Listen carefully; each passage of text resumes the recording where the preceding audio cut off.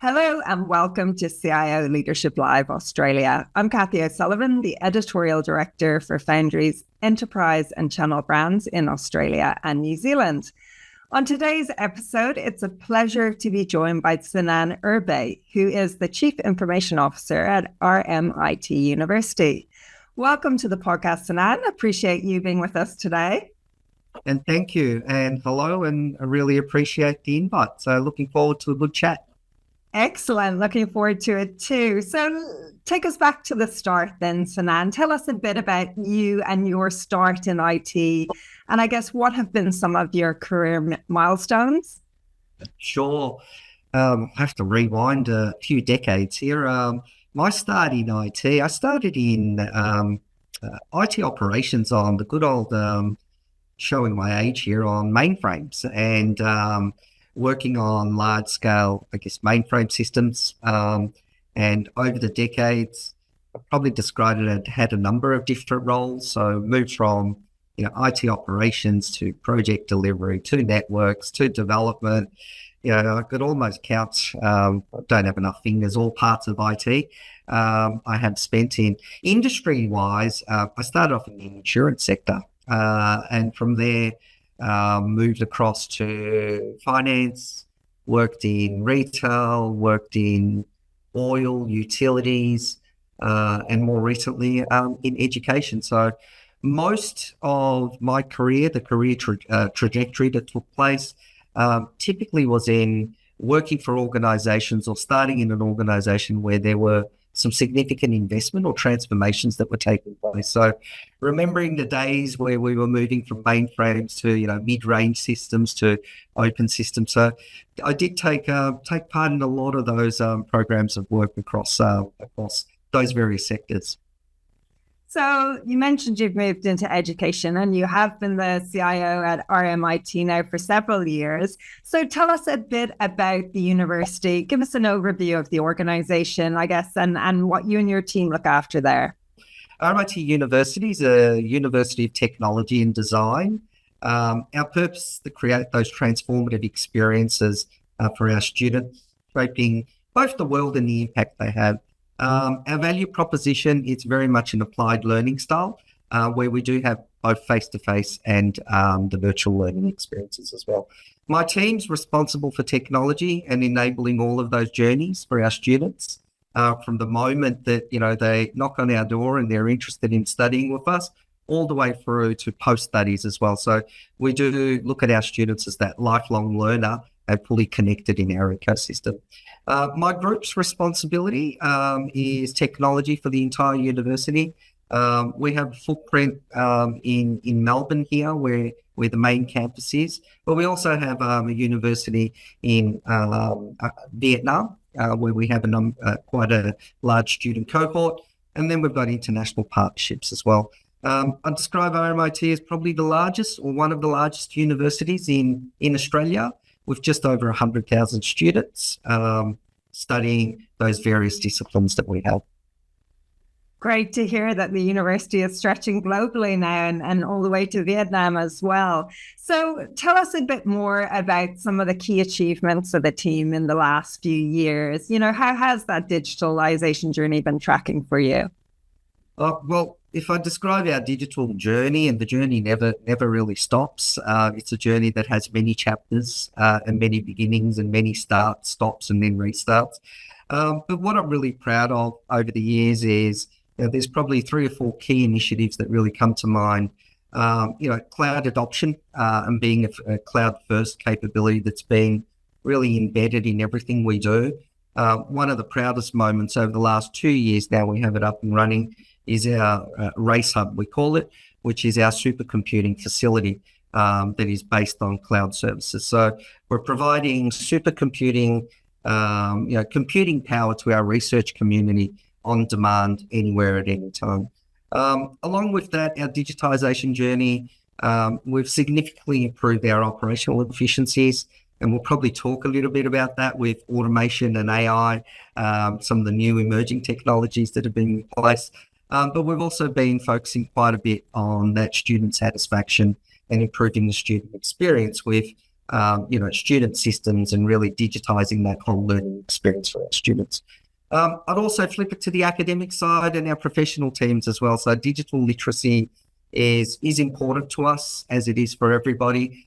So there's been quite a bit of leaning into that digital literacy in the programs that we've been running across the university. Not to mention cyber. So there's been quite a bit of cyber focus and investment. And that's something that I think the whole sector, if not the entire world, is really coming to grips with and doubling down on their cyber investments. Yeah, certainly. And we'll talk more about cyber later in the piece. But look, take us through your approach to your tech strategy. I mean, how do you ensure what you're putting in place, your initiatives, that they align with that overall mission and the goals of the university? Yeah, it's I'm going to describe it as, the technology strategy really does underpin and enable the university strategy. And our university strategy is knowledge with action. It's a 9-year strategy that we've put together as an executive group, and that's over 3 horizons. So we describe it as 3 horizons. What's really important is the technology strategy really does need to be, it's got to be built with agility, with innovation and ability to adopt as well. It's important to continue to walk together side by side with all of your stakeholders, understanding the true impact that the strategy will have on them and their experiences. So it's forever evolving. There's regular reviews that take place, understanding the various needs of our communities, both our student communities, our researcher communities, our academic, and then we also pride industry. So it's also having industry embedded in what we're doing as well. So it's a strategy that, we're quite proud of. We are in our first phase of that 9-year strategy, and, pretty proud to say there's quite a few things that I believe we've ticked. And there's a few items there that will continue to progress through to the second stage of that work. But ultimately, it comes down to get the basics right. If you can get the basics right and build the trust with your communities, then you really get to enjoy that conversation on the table about creating and innovating together with them. Now, speaking of innovating, universities are known for pushing the boundaries and experimenting with new things. So tell us about, any new and emerging technology that you have been looking at or implementing at RMIT. And is there any other technology that you're super excited about? Well, you are spot on there with universities really being, at the cutting edge and innovating. And we've got some amazing individuals, really smart individuals that I'm lucky to work with on a daily basis. The capabilities of recent times we've been really focusing in on is AI. And, couldn't go past the podcast without talking about AI. But yeah, we have implemented a number of different AI capabilities. If I describe them, one is in your typical, smart campus, or we describe it as the living lab. So the campus is a living lab. So there's so much opportunity about automation, AI, Internet of Things, bots, chat capability that we're looking at in that space.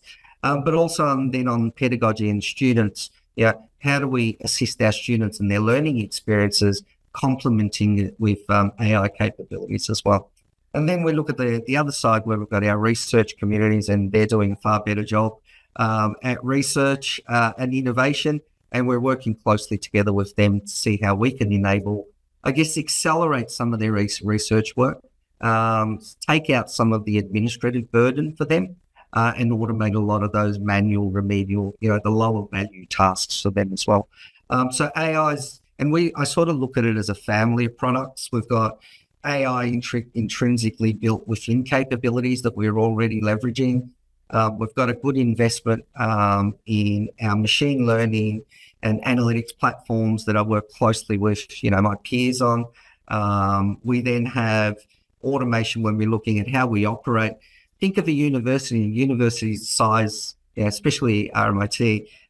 It's a significant footprint, size and scale and the buildings that we have. So to be able to automate and find efficiencies in those buildings, there's quite a bit of automation that needs to be applied there. So that's definitely one part. And then a big part of that also plays in our own technology. How do we automate? How do we accelerate our development, our delivery, and landing, ideas from pilots to proof of concepts all the way into production, so our users can benefit of the capabilities that are being designed and delivered. Now, it's easy to get so excited about all the shiny new toys and their capabilities in the organization. But of course, there is, the maintenance of the existing IT stack. So how do you manage that within your team of, looking at cutting edge technology, but also maintaining current infrastructure and systems? You have to plan these. It's balancing innovation with, we all have some legacy systems that are still there, that are still core and quite important to operating the business. So it's taking a phased approach, gradually implementing change, maintaining, I guess, those robust practices to ensure that you've done all of your quality checks before you then release it into the production environment. And it's also regular assessments of and prioritization of what needs to be delivered. So it's keeping the core robust and ensuring that you're always adhering to at least adoption of good standards for both your security and cyber practices as well. Now, cybersecurity comes through strongly every year in our State of the CIO survey. It's one of the top concerns of CIOs globally. So tell us a bit about your approach to cybersecurity. You've got a lot of data there on students, obviously, important research going on at RMIT. So how do you ensure that security and privacy of all that data in your systems? Not easily. It is an environment, and especially if I could describe the university environment, it's an environment that we encourage, open learning, collaboration, not only within the university, but external to the university. So if I think of both our student cohorts as well as our academic cohorts, there's collaboration across the world. So there's sharing of data, working on, really big problems together, and finding solutions for those. So for us, it's maintaining a balance. What is the core? What's significant? There's a different level of protection there that you would apply and different protocols to be used. You then move down that layer and think, okay, what are those platforms that are far more open and accessible to our community? So a different level of security that needs to be applied across there as well. But all in all, I'm not saying we've got it right. I think it's a journey forever. You might, it's a catch-up game. There's a lot of investment happening out there, I'd say, from, the players that aren't playing too well, the nasty groups. But for us, it's very much around adopting, I guess, that continuous monitoring, continuous improvement. And it's using technology as well. So if you think of the events that are taking place, especially this sector, I think we are a significant target, the education sector. And I think even Australia, just the geopolitical landscape that we're in. And that's where, for us, it's continuing to maintain, being vigilant, and also a balance on, you'd love to lock everything down, lock and key and air gap and not be connected to the world, but that's just not pragmatic, and that's not the way a university should be operating. Yeah, and very good point there you raised as well around education actually being one of the sectors that is being targeted. I think it was government, healthcare, and education came through quite strongly in terms of what bad actors are looking at. And so obviously you can't do everything internally yourselves. So what do you look for then when you're going out to market and you're selecting either technology partners or providers? What's important to you when it comes to partnership? Partnership to me needs to complement. So the way I would best describe, and it's both a give and take working with partners. There needs to be that cultural fit and the way they operate. I see a partnership as an extension of my team, and I hope that they also see us as an extension of their team. So I look for a partner that, one can be trusted, brings innovation to the table, operates collaboratively, and really does align the goals and the ambitions of both organisations to achieve successful outcomes. We have a number of partners that we operate with, and we do see them as that extension of our team. So I like to be able to pick up the phone and call a partner, and either kick some ideas around on what we can do, some innovative things, bring them into even the university, and share some experience that they have where they can mentor, guide some of our students, and vice versa. There's an opportunity for our students or even our staff to be seconded and work with our partners as well. So I'm going to come back to it's trust, reliability, openness, and culturally, needs to be aligned. Yeah, absolutely. And great that you can provide that forum for those partners as well in the university environment and expose students to what they do as well. That's wonderful to hear. So look, switching gears a bit, tell us a bit about you as a leader, Sinan. How do you describe your leadership style? Great question. I would describe my leadership style, and I would hope that everyone that I work with would have a similar view. Quite open, personal, pragmatic, but also quite engaging as well. So I do believe in, the best outcomes are achieved when you do collaborate together, working together, and also creating a safe place, so psychologically safe. So, opportunities, success can only be achieved if the truth is laid on the table. So I'm quite conversational. I do love to have a chat.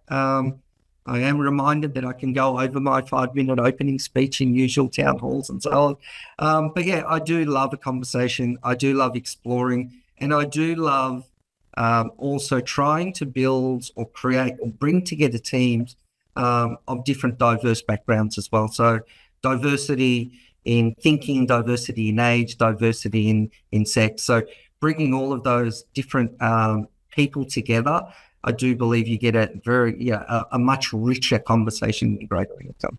100%. Couldn't agree with you more on that. So tell us a bit more then about the environment at RMIT. You've been CIO now for several years. You clearly, love collaboration. So what else do you think are important factors when it comes to getting the best out of your team and creating an environment that helps them thrive? Yeah. For me, creating an environment, and we've been adopting we call it a customer first approach or a customer centric style that we've been working with. So I'm very passionate about distributed groups and distributed teams. So absolutely, you have a home and you come to your home for your development and personal growth and so on. But it's spending a lot more time out there across the university, sitting together with your stakeholders, working together on problems or opportunities with them.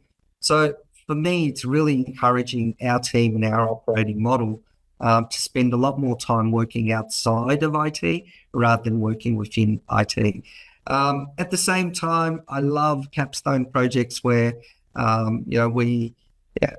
we've run a few initiatives last year and we'll continue to do it this year, where we bring small cohorts of students into IT, the technology department, and think of it like a graduate program where we do spend time with them a few weeks in each group or each department within IT, giving them some, let's call them wicked problems to solve that they're experiencing from a real world experience point of view.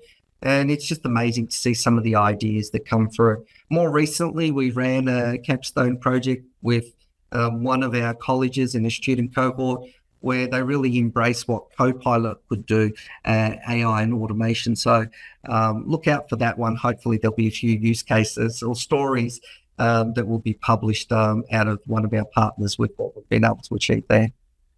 And great that you're exposing the IT department to different cohorts of students. Are there any other things you think can be done on a practical level to attract more minds of all kinds, different communities to consider IT as a career? There are, and one of the areas, this is where with the student groups, what we've been exploring, if I think of the job skills, especially in the cyber landscape, we are struggling, and I think most organizations are struggling to fill those positions. Rather than just looking at technology or STEM related disciplines, working with our design school and bringing in students about design thinking disciplines and spending a bit of time with them in the cyber practice and the cyberspace. So they really do bring a different perspective to how to investigate, how to identify, how to do the forensic analysis and play that back. So I think you've got to broaden your mind. It's not just technologists or technology degrees that sort of make their way into technology. There's human-centered design, there's user experiences, there's change, and change is significant. Whilst the technology may deliver a capability back to any organization, it's the change adoption, and does it really meet the customer need? Is it really something that they can adopt and work with? So I think it's looking across those various areas and finding those different personalities or different skill types that you can introduce into your team.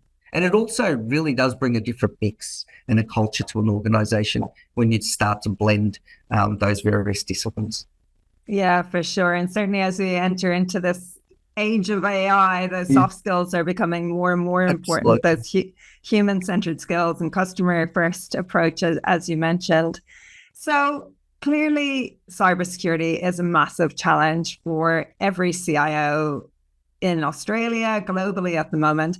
Are there any other challenges that you think face CIOs in Australia, and in particular, any particular challenges that for the education sector? Well, cybersecurity, absolutely right up there, is a challenge for the education sector. The other is the adoption and the transformation that is taking place post-COVID. I'd call it the post-COVID era, where, predominantly, if we think back to my younger days, university was, you went to campus, you had a lot of fun on campus, and then maybe you studied a little bit as well.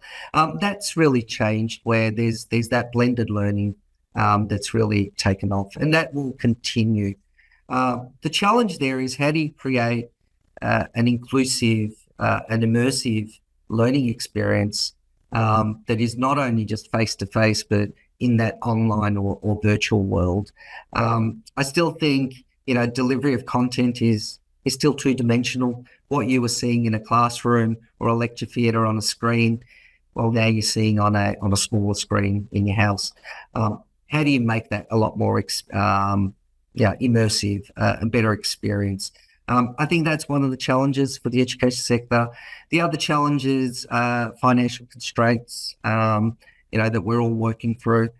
Some of the changes, positive changes that are taking place with legislation will also have an impact on the education sector as well. So there's a number of, challenges that we're all working through, and we'll continue to work through. But the experience, I come back to, how do we create a delivery of education and learning to our student cohorts that is far more immersive and rich and has that impact, regardless of whether it's in person or in front of a screen. So then what's your hopes, for the next generation of technology leaders coming through? Is there any advice that you'd pass on to aspiring CIOs? Aspiring CIOs or any leader, aspiring leader, advice is be open to growth. Move out of some of those comfort zones. Take on some of those innovation initiatives. Champion those, but also be collaborative. Success or your opportunity is really to collaborate and partner across a broad set, skill set in an organization. and continue to embrace change. Change is inevitable. So continue to embrace, but also do not, always keep your mind on the balance of, safe and security. Ensure that the culture, create a great culture for your organization, the people that you work with, give them a safe place to design and create. And yes, there'll be other challenges that we'll be facing, but yeah, be prepared. And resilience. Resilience is, I think, a key attribute that a leader does need to have as well. Yeah, for sure. That growth mindset and also being resilient, definitely key for any leader in the future. So then finally, Sinan, what's important to you and the team in the months ahead? Any other exciting initiatives in the pipeline for RMIT? Yeah, well, I will continue to drive our, AI ambitions that we have for the university, both, internally as well as externally with some of our partnerships that we're doing.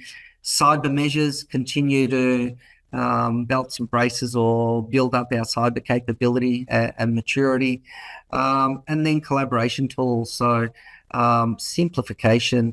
Further simplification and consolidation of our environment, just to make it easy to do work. So, I think the administrative burden on most organizations with AI, automation, bot capability, if we can start to take that away, you can move people to higher order, higher value tasks in an organization. So they're probably the three key areas that we'll continue to double down and focus in on. Well, we look forward to seeing the fruits of your labour and hearing more about it in the months to come. Sinan Erbay, Chief Information Officer at RMIT University, thank you so much for joining us today. Thank you, Kathy. Really enjoyed the chat.